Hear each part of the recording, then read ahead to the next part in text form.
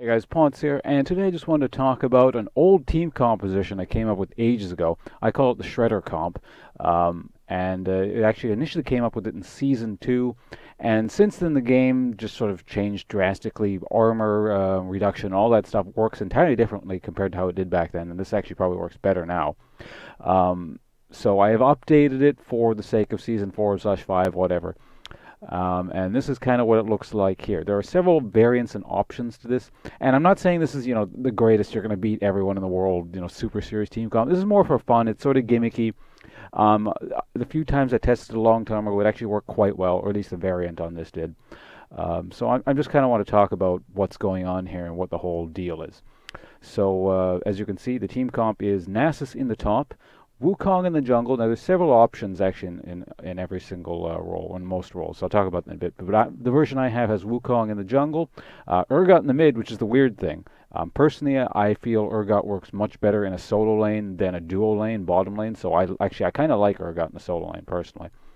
Corki in the bottom lane AD carry role, and Tark as the support. So you'll notice basically every single champion here has sort of access to either flat armor reduction or percentage armor reduction. So the whole idea behind this thing is to shred as much armor as possible and put people into the negatives. And I've done a bit of math down here, which I'll show you in a second. So Black Cleaver is the only armor reducing item in the game. So it has to go on. Personally, I think it works best on Urgot. He's going to get that anyway. If you really, really want to be able to stack up Black Cleaver as fast as possible, you could put it on another champion like Wukong or something. But I think that's overkill, considering every single tick of Urgot's poison, since it's physical damage or acid or whatever it is, makes Black Cleaver ticks go up. Now, the important thing to note is armor penetrate, or not armor penetrate, armor percentage armor reduction does not stack additively. It stacks multiplicatively. Don't worry about what that means, but basically multiplicative is worse than additive. If it was additive, this would be horrendously overpowered, or rather the stat would be horrendously overpowered, which is why it's not. So how it works, more or less, is that if you have multiple sources of percent reduction, they don't just add together. And for example, 20 plus 25 just doesn't give you 45% armor reduction. What happens is it takes the highest number first. I believe it's the highest number first anyway, and then it reduces it. So in the case of I'm going to show you the math here just to explain what these numbers mean. Let's take a target with a crap ton of armor. He's got 200 armor. Wukong's 30% goes first, so 30% of 200 is 60. So it subtracts 60 from 200, giving us 140 armor. Next is the Black Cleaver, assuming the Black Cleaver's gone to max stack. So the Black Cleaver will stack on itself because it's a single debuff source, so it's not 5 multiple times. It'll stack up to a total of 25 reduction. And so 25% of 140 is 35 armor, so that takes it down to 105. And the final source of percentage reduction on this team is Urgot's Noxian Corrosive Charge itself, which is 20%, which reduces it by a further 20, reducing it to 84. At this point, the flat armor penetration starts taking over, and flat armor reduction can put people into the negatives. So first we have Nasus with his Spirit Fire. That'll reduce down to 44. Corki. Now, Corki is the most conditional thing. Corki is not going to be, at close range shooting off his Gatling gun the whole time. So, I mean, you're not going to always get this off, especially. But at max rank, the theoretical max is 40 flat armor reduction on Corki. So that'll take the person down to 4. Then you have Taric with his Shatter thing. And assuming a very conservative Taric only has 100 armor, he's going to have more, typically. Or he can get more anyway, especially you will probably want more in this team comp.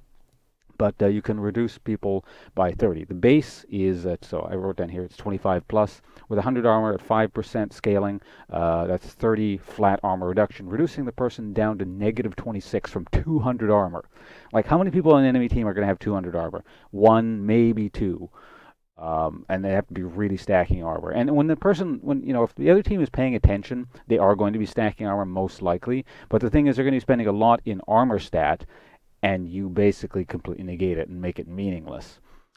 So I didn't write it down, but also there's exhaust. So exhaust would reduce by a further 10 to negative 36. And personally, I'd put exhaust on Taric and probably Urgot. I know solo laners like to go Ignite a lot. I don't feel Ignite really works too well on Urgot because it's kind of the short range thing, and Urgot's always kind of killing people from a distance.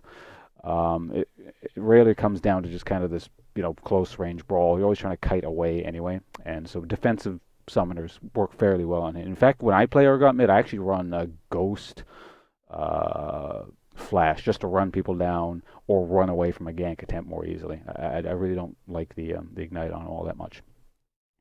But that's how that works versus a 200 armor comp or 200 armor target.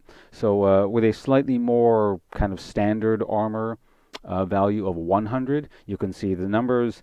The percentage reduction of obviously doesn't work as efficiently, but you're only dealing with 100 armor, so you can, without exhaust again, get someone to negative 68 armor, which is going to be dealing a lot more damage, and with exhaust that goes down to negative 78. So again, this is not, this is not supposed to be this horrendously overpowered secret comp that no one knows about or anything, but it's a pretty amusing thing if you can get the whole thing going. Obviously, the biggest weakness is some of the laning phases, like, you can get counter-picked, and some of these matchups are just not going to work in general. I don't think Taric is a very popular pick in terms of support anymore, which probably has a reason. Urgot, someone who can actually play Urgot mid, that's going to be unusual. That you're going to have to, like, kind of work at that and find someone who knows how to do it. I can fill that slot personally because, I've been playing Urgot on and off since Season 1, or whenever it was first introduced. I think that was Season 1, or maybe it was even before Season 1. But yeah, the other things are not too weird. Jungle, what's his face? Wukong is a bit unusual, though it's not. You'll see it every once in a while, so it's not too weird. So just to give some numbers on this, I'm gonna put this up on the screen here. This is my rough kind of notes that I have on the other side here. It also gets into the other options. So mid lane, you also do have technically the option of Jarvan, going Jarvan mid, but the problem with Jarvan is Urgot gets cooldown reduction anyway. So when you reduce the corrosive charge cooldown, you can basically have this armor shred or his armor reduction on people all the time, pretty much. Like there's a very small window when people don't have it on them. Jarvan can do something similar. It's a 5-second cooldown, I believe. Or no, it's a 5 or 6-second cooldown, and it lasts 3 seconds. The debuff. So it's a shorter debuff. Plus, generally speaking, you're not maxing out cooldown reduction on Jarvan. So it's not the greatest thing ever, but it's the option, I guess, if you can't get a mid Urgot. There's a few probably other options you could go with mid, but these are kind of the primary armor shredding people. Jungle is where you have the most options. So you can also do Xin instead of Wukong if you want a slightly more common jungler. I mean, and they're both kind of semi-common. So he only does 15%, but basically anyone he's auto-attacking will reduce the person or audacious charges by 15%. So not quite as much, but all you have to do is attack someone. Vi is 20% on denting blows, so that's either every third hit you're going to get the reduction thing on them, or on Vault Breaker. So it's pretty easy to get that. I mean, you land your Vault Breaker on someone and immediately have it, and then you just keep auto-attacking. It keeps refreshing on the person. Now, Wukong, his deal is that it lasts for 3 seconds on a 5-second cooldown. Now, if you get a whole bunch of cooldown reduction, you can continuously keep it on one person by just smashing with Crushing Blow all the time, which is why I get that, or which is why I put Wukong on the team. And plus, he's got that whole ult that just kind of knocks everyone around and just sort of gives you time to set up the whole shred thing, get that going. Trundle is another option, although he is sort of a one-target only deal, which is why I didn't really pick him for the primary comp here. He's got this one-time ult. Now he goes up to 40%, so everyone he reduces someone by the most, but it's kind of ranges between 20 and 40% because of how his ult works, and it lasts for 8 seconds. So Trundle is good for a single target, but it's like one guy, and that's your thing. Last we have Rammus here. So Rammus, he gives flat reduction. Now, as you notice, flat reduction is a lot harder to come by. So that's why I at least put him as an option, because he gives 30 flat reduction just by pressing a button. It's like really easy to get. Generally, yeah. Generally speaking, if you have an option for getting flat reduction, it's what you want.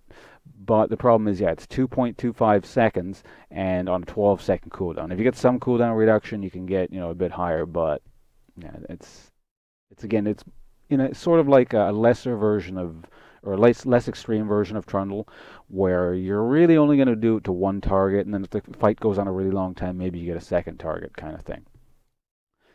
Again, if you really want to, you can put Urgot in the AD carry role. I don't like him as an AD carry at all. I think he's bad there. People argue that Urgot is still bad in general, but at the very least, I think he has potential in solo lanes. But no, as an AD carry, I do not like that guy at all. Support, really, your only option is Taric. Now, technically, I believe Kale has some access to sort of Shred. I don't know if you really want to be playing a support Kale, but that is an option. I just like Taric better. Just because that is a lot of flat reduction. And again, flat is what you're looking for. Flat is a very rare stat. Um, and again, I sort of wrote down here who you can put Black Cleaver on. Urgot is the primary option. If you have a Jarvan, Jarvan obviously is going to take that. Xin, if you have him, is the option. Vi is the other option. Wukong, another option to put him on there. Yeah, and so that's really all I have to say about the Shredder comp. So let's take that down here so you can see Tark's beautiful face again. Now, there is also an AP version to this, which I'll probably make a video of later. I'll talk about that. Actually, I played the AP version a couple times as well, way back in season 2. That involves things like a Moo and what's that item called? Abyssal Scepter, stuff like that. But that one's pretty funny too. I'll see if that's still viable. I'll rework it with the modern numbers. Now, again, I haven't played this since season 2, so I mean, I'm sure it still would work. But I'm looking to probably test this probably in the next couple weeks. I hope maybe on stream, and then I'll get some actual gameplay footage of this, and we can prove whether or not this is effective or not. But when I did it, it was a lot of fun. I recommend you guys, if you can find 4 friends to play with, just give this a shot. It's a nice little change of pace. Even if you don't win, it's kind of like, oh, we did it for science. So, yeah, thanks for watching, guys, and hopefully you found the Shredder comp an interesting concept. I'll see you all around.